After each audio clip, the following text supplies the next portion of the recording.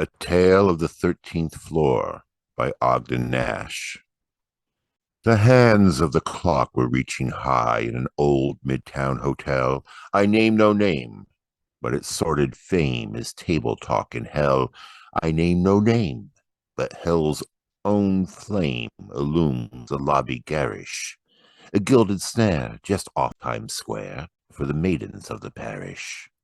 The revolving door swept the grimy floor like a crinoline grotesque, and a lowly bum from an ancient slum crept furtively past the desk.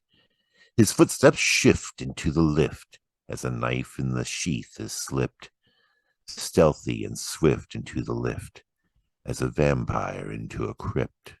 Old Maxie, the elevator boy, was reading an ode by Shelley, but he dropped the ode as if it were a toad when the gun slammed into his belly.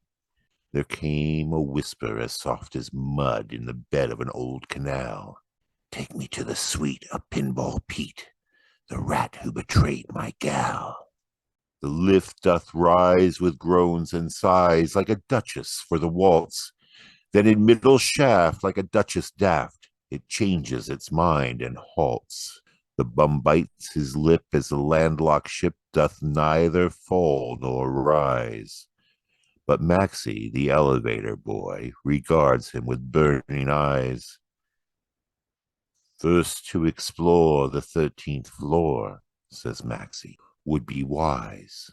Quoth the bum, there's moss on your double cross. I've been this way before. I've cased the joint at every point. There is no 13th floor. The architect, he skipped direct from 12 on to 14.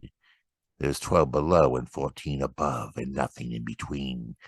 For the vermin who dwell in this hotel could never abide 13, said Max. 13, the floor obscene, is hidden from human sight.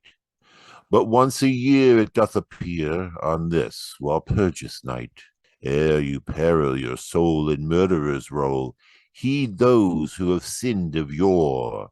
The path they trod led away from God and unto the 13th floor, where those they slew, a grisly crew, reproach them for evermore. We are higher than 12 and below 14, said Maxie to the bum, and the sickening draught that taints the shaft is a whiff of kingdom come. The sickening draught that taints the shaft blows through the devil's door. And he squashed the latch like a fungus patch and revealed the 13th floor. It was cheap cigars like lurid scars that glowed in the rancid gloom. The murk was a boil with fusel oil and the reek of stale perfume. And round there dragged and wound a loathsome conga line, the square and the hep in slow lockstep, the slayer and the slain, for the souls of the victims ascend on high, but their bodies below remain.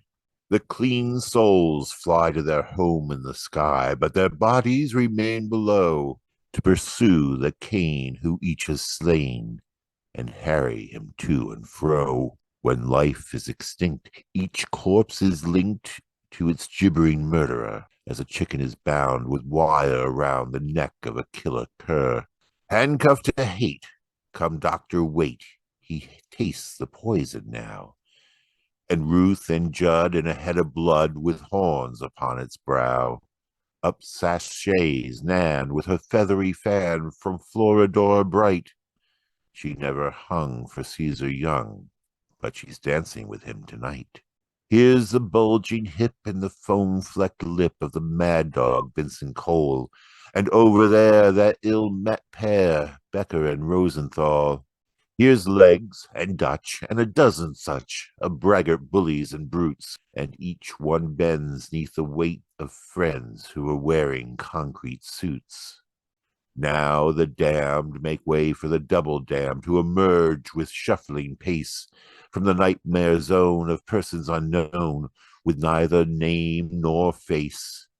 And poor Dot King to one doth cling, joined in a ghastly jig, while Elwell doth gape at the goblin shape and tickle it with his wig. See Rothstein pass like a breath on glass, the original Black Sock Kid. He riffles the pack, riding piggyback on the killer whose name he hid, and smeared like brine on a slavering swine, Star Faithful, once so fair, drawn from the sea to her debauch, with the salt sand in her hair. And still they come, and from the bum the icy sweat does spray. His white lips scream as if in a dream, "For God's sake, let's away! If ever I meet with Pinball Pete, I will not seek his gore. Lest a treadmill grim I must trudge with him on the hideous 13th floor."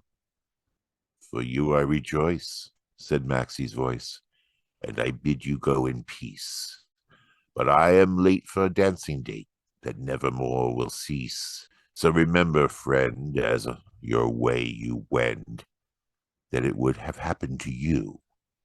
But I turned the heat on Pinball Pete. You see, I had a daughter, too." The bum reached out and he tried to shout, but the door in his face was slammed. And silent as stone, he rode down alone from the floor of the double dam.